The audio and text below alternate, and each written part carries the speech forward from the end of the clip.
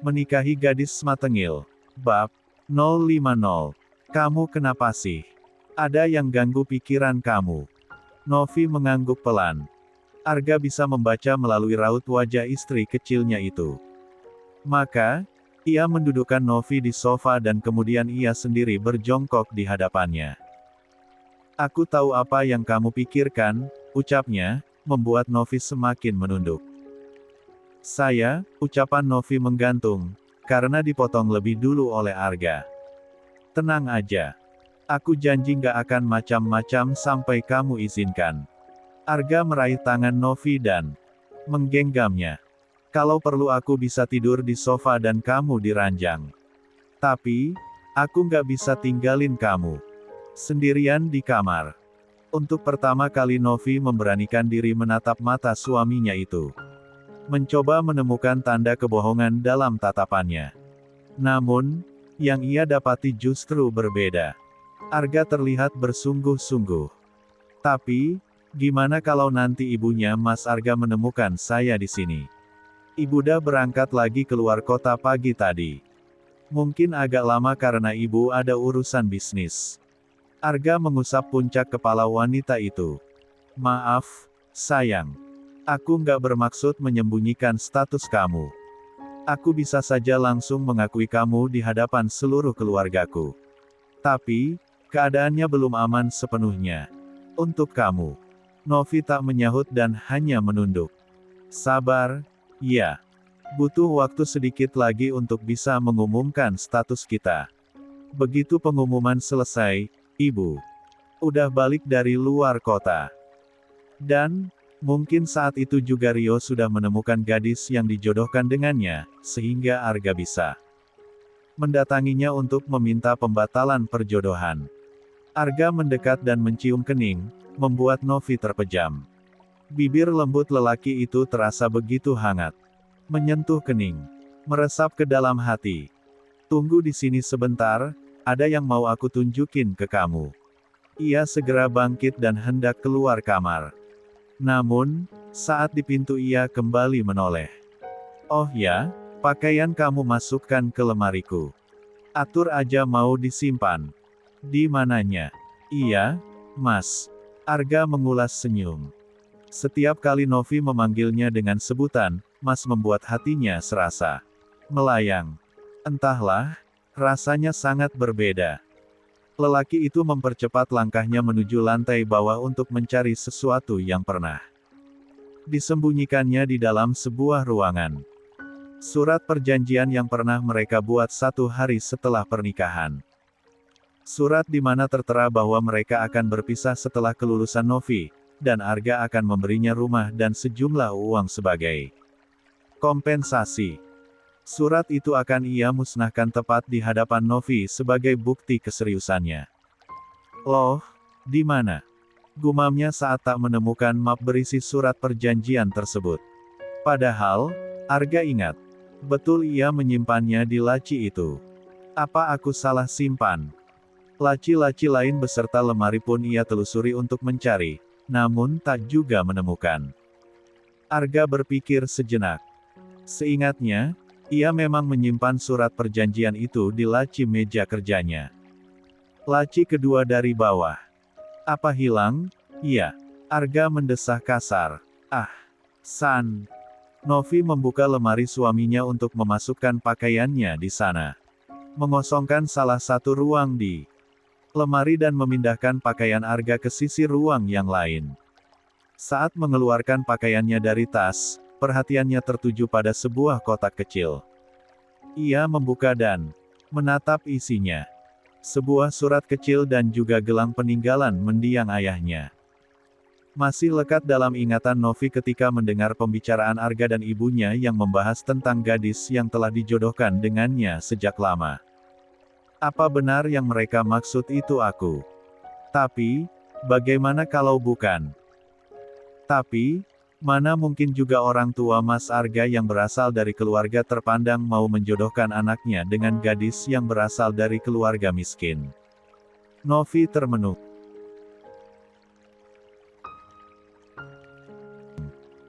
Meskipun ciri-ciri yang disebutkan ibu mertuanya mengarah pada dirinya, namun ia tidak bisa langsung menyimpulkan begitu saja. Satu-satunya jawaban hanya gelang di tangannya itu. Apakah sama dengan gelang pemberian teman ayahnya? Apa aku tanya aja soal gadis itu ke Mas Arga? Iya.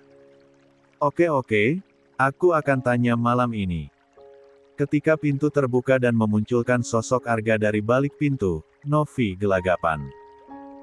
Ia langsung memasukkan kembali gelang tersebut ke dalam kotak dan menyelip di belakang lipatan pakaiannya. Sayang, pernah lihat surat perjanjian yang pernah kita buat, enggak? Tanya Arga, sambil membuka laci meja. Enggak, Mas.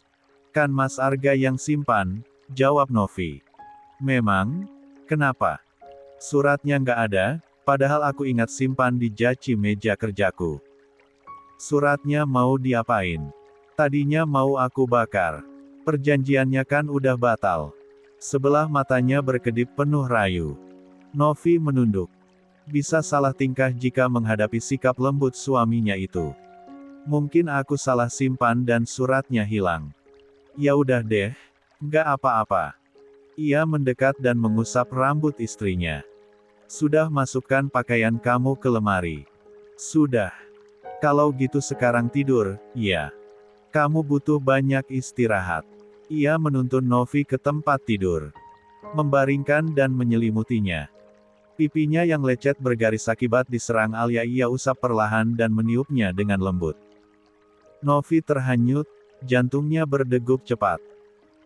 Tatapan dan sentuhan Arga seperti mampu menghipnotisnya, bahkan, saat Arga meniup luka di pipinya, ia bisa merasakan napas segar lelaki itu. Belum lagi tangannya yang mengusap puncak kepala dengan penuh kelembutan. Ketika tangan Arga bergerak turun dan membuka kancing pakaiannya di bagian dada, Novi mendadak panik. Kesadarannya seketika kembali. Mas, mau apa? Tanyanya, sambil menyilangkan tangan di depan dada. Arga menahan senyum, sebab tahu apa yang dipikirkan istrinya. Sepertinya akan seru kalau menjahili Novi malam ini. Mau buka baju kamu, jawabnya santai. Jangan, Mas. Saya belum siap lagi. Kamu, nggak gerah tidur pakai baju ini. Mata Novi tertuju pada kardigan rajut yang membalut tubuhnya. Pipi seketika memerah saat menyadari telah salah sangka. Oh, iya, lupa. Perlahan ia membuka sweter rajutnya dengan pipi bersemu merah. Menimbang dalam hati bagaimana jika Arga melakukan hal yang sama seperti semalam. Jujur, Novi belum siap untuk menanggung resiko. Dan, resiko yang paling memungkinkan adalah jika benih yang disemaikan Arga di rahimnya berkembang menjadi janin. Menahan senyum, Arga hendak bangkit. Namun, Novi tiba-tiba menggenggam tangannya. Mas, boleh tanya sesuatu? Boleh. Tanya apa, sayang? Ia kembali duduk di tepi tempat tidur dan membelai rambut istrinya. Novi terdiam sesaat seolah sedang memilih rangkaian kata untuk diutarakan. Soal, calon istri Mas Arga yang dari desa itu. Calon istri. Iya, waktu itu, saya dengar ibunya Mas Arga bahas soal perjodohan dengan seseorang. Arga terdiam sesaat. Ia hampir lupa bahwa malam itu Novi mendengar pembicaraannya dengan Bu Vivi. Tak ingin sang istri salah paham lagi, Arga memilih untuk memberitahu yang sebenarnya. Aku akan cerita, tapi kamu jangan marah apalagi berpikir kejauhan. Insya Allah. Tapi, janji dulu jangan salah paham. Ucapnya ingin memastikan. Kali ini Novi menyahut dengan anggukan kepala. Arga menarik napas dalam-dalam sebelum memulai. Sebenarnya, aku memang sudah dijodohkan ayah dengan anak temannya. Perjodohan itu udah lama, tapi aku nggak kenal orangnya. Kedatangan aku ke desa kamu, sebenarnya untuk mencari dia dan meminta pembatalan perjodohan kami. Tapi, menurut info warga di sana, dia dan keluarganya sudah pindah ke tempat lain. Pindah ke tempat lain. Iya. Nggak ada yang tahu alamat baru mereka. Jadi, Aku memutuskan pulang. Tapi, di hari kepulanganku, Dodo terbang ke rumah kamu. Arvin salah paham dan memaksa kita menikah. Novi tampak berpikir. Sebab setahunnya, ia lahir dan besar di desa itu. Belum pernah pindah sama sekali. Lalu, apakah benar bahwa gadis yang dimaksud adalah dirinya, atau justru orang lain yang telah pindah dari desa itu? Ia kembali menatap suaminya. Kenapa Mas Arga mau batalin perjodohannya? Karena aku nggak mengenalnya sama sekali. Bagaimana kalau ternyata kami nggak saling cocok? Selain itu, Alia mendesak supaya perjodohan itu dibatalkan. Tak dapat dipungkiri hati Novi serasa perih mendengarnya. Demi Alia, Arga sampai ingin membatalkan perjodohan itu. Meskipun belum pasti kalau Novi lah gadis yang dimaksud. Kalau misalnya suatu hari Mas Arga bertemu gadis itu, Mas Arga mau ngapain? Sayang, aku tahu kemana arah pembicaraan kamu. Apapun yang terjadi aku akan tetap mempertahankan kamu. Aku nggak peduli dengan perjodohan itu. Kalau mereka nggak mau membatalkan dan memaksa Mas Arga, aku akan berikan apapun sebagai gantinya. Novi terdiam beberapa detik. Lalu, menatap Arga. Saya dengar tentang gelang yang dibicarakan ibunya Mas Arga. Seperti apa gelangnya? Nggak tahu. Aku belum pernah lihat gelang itu. Sekarang gelangnya ada di keluarga gadis itu. Berarti cuma ibunya Mas Arga yang tahu seperti apa gelangnya. Iya, ayah lamar ibu juga pakai gelang itu. Arga menatap wajah istrinya yang tampak murung. Nggak usah dibahas lagi. Aku sudah sama kamu, nggak butuh orang lain lagi. Bagiku, kamu adalah satu-satunya. Kamu yang akan temenin aku di masa tua. Ia mengusap puncak kepala wanita itu. Aku udah ungkapin semua perasaanku terhadap kamu. Lalu, kamu gimana? Kamu belum pernah bilang seperti apa perasaan kamu. Apa sayang, cinta atau hanya terpaksa? Novi diam dan hanya menunduk. Tuh, kan, kamu diam. Arga sengaja memasang raut wajah kecewa, padahal sebenarnya, ia sudah mendengar pengakuan sayang dari Novi melalui rekaman suara yang pernah dikirim Nindi kepadanya.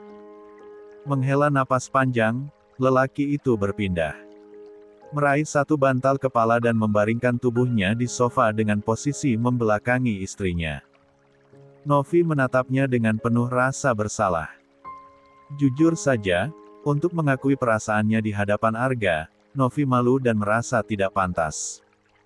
Apalagi jika memikirkan status sosial mereka. Ia begitu takut dengan perasaannya sendiri. Bagaimana jika semakin lama tumbuh cinta yang semakin kuat? Dirinya hanya gadis biasa, dan yang pasti Bu Vivi tidak akan menyukainya. Bagaimana kalau nanti Bu Vivi tahu dan minta Mas Arga ninggalin aku? Bagaimanapun juga mereka hanya menikah siri. Walaupun halal di mata agama, tapi tidak dalam hukum dan negara. Ia bisa ditinggal Arga kapan saja tanpa harus melalui proses perceraian. Tinggal Arga ucapkan kata pisah, dan semuanya akan selesai. Novi bahkan sempat berpikir ingin pergi meninggalkan Arga dan memulai hidup baru di tempat lain. Tetapi Arga malah menyeretnya, mengikat dirinya dengan merampas kesuciannya. Merenungi takdir hidupnya yang malang, Novi mulai terisak. Arga yang sedang berbaring dalam keadaan tersenyum itu tersentak saat mendengar suara isak tangis istrinya. Ia seketika menoleh kepada Novi. Berdiri dari sofa tempatnya berbaring, Arga segera mendekat, meraih tubuh itu dan memeluknya. "Kamu kenapa? Kok nangis?" tanyanya, mendadak panik. Novi masih terisak-isak di pelukan suaminya. Membenamkan wajahnya di lekukan leher lelaki itu. Takut. Takut apa, sih? Takut sama kenyataan yang sekarang. Aku cuma perempuan miskin dari desa. Kalau ibunya Mas Arga minta ninggalin aku, apa Mas Arga akan turutin? Ucapnya tersendat-sendat. Astaga. Jadi karena itu kamu nangis. Novi mengangguk pelan. Tidak ada jaminan kebahagiaan untuknya. Semua bisa saja terjadi. Aku nggak akan meninggalkan kamu demi apapun. Arga mengeratkan pelukan hingga Novi merasa lebih tenang. Setelah itu, ia merangkul kedua bahunya, menatap matanya dalam-dalam. Penuh kehangatan. Sayang, dengerin aku, kalaupun aku diberi kesempatan mengulang hari itu, aku akan tetap manjat ke balkon rumah kamu. Karena dengan begitu, aku bisa menikahi gadis seluar biasa kamu. Kamu adalah perempuan paling mahal yang pernah aku temui. Novi terpaku oleh indahnya untaian kata yang dari bibir lelaki itu. Terlebih, ketika Arga membelai rambut dan mengusap air matanya dengan penuh kelembutan.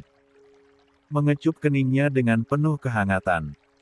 Mas Arga, ucapnya manja, lalu membenamkan diri ke dalam dekapan suaminya itu. Aku sayang sama Mas Arga. Tapi takut Mas Arga nanti ninggalin aku. Gak akan, sayang, bisiknya sambil menciumi ubun-ubun Novi. Ia melepas pelukan sejenak. Mengusap sisa air mata yang meleleh di pipi. Wajah rupawan itu tersenyum tipis. Novi yakin siapapun akan terhanyut dengan wajah menawan Arga. Setiap pahatan wajahnya nyaris sempurna, dengan tubuhnya yang tegap nan atletis, dengan aroma parfum khas laki-laki yang menguar dari tubuhnya. Aku mencintaimu, Novia Radisti. Hanya kamu. Novi kembali merasakan kehangatan luar biasa saat Arga mengikis jarak hingga ujung hidung mereka saling bertemu. Bahkan, Novi bisa merasakan napas segar lelaki itu. Begitu hangatnya hingga ia lupa akan segalanya. Sentuhan pertama yang diberikan Arga adalah kecupan di kening, kelopak mata kanan dan kiri secara bergantian. Belum hilang sensasinya, ia kembali mengecup pipi dan ujung hidung. Dan udara di sekitar mereka seperti berhenti saat Arga menyatukan bibir. Mata Novi terpejam, meresapi setiap sentuhan yang ditinggalkan Arga pada dirinya.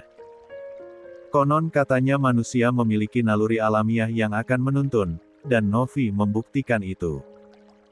Tanpa diajari pun, ia bisa membalas setiap sesapan yang diberikan Arga kepadanya. Arga menjeda sejenak. Dengan sekali tarik ia melepas kaus yang membalut tubuhnya. Lalu, kembali menyerang Novi dengan kecupan bertubi-tubi. Novi tak melakukan penolakan ketika merasakan tangan Arga bergerak di dadanya untuk melepas kancing piyama yang dikenakannya. Saat Arga berhasil dan menghempas piyama tersebut dengan kasar hingga teronggok di lantai, ia malah merasa gerakan Arga terlihat begitu seksi dan jantan. Bahkan saat tubuhnya didorong hingga terbaring, Novi masih bersinergi. Memeluk punggung lelaki itu, menjambak rambutnya, mendorong dadanya, atau mengalungkan lengan ke leher suaminya. Ia seperti kehilangan kewarasan. Terlebih ketika Arga berhasil menyatukan tubuh mereka untuk kedua kali. Membuatnya seperti melayang ke nirwana. Dan Arga, jangan tanya seperti apa perasaannya sekarang. Bahagia dan bangga seolah baru saja memenangi perang besar. Untuk sesi pertama memang ia yang memulai. Namun, sesi kedua beberapa jam setelahnya, Novi lah yang memberi sinyal cinta lebih dulu. Lantunan azan membangunkan Novi dari tidurnya. Perlahan ia membuka mata dan mendapati tubuhnya tengah dipeluk sedemikian erat oleh sang suami. Bibirnya melukis senyum. Matanya terpejam menyesap aroma maskulin yang menguar dari tubuh suaminya. Aroma yang menghanyutkan dan membius. Memberi kesan laki-laki begitu kuat. Pandangannya terpaku pada wajah menawan itu. Menatapnya lekat-lekat. Bertanya bagaimana ia bisa luluh dan membiarkan lelaki itu menjamah tubuhnya tanpa batas. Saat meyakini suaminya masih begitu lelap, diam-diam ia mencuri ciuman di pipi lelaki itu. 1 kali, 2 kali, bahkan 3 kali di tempat yang sama.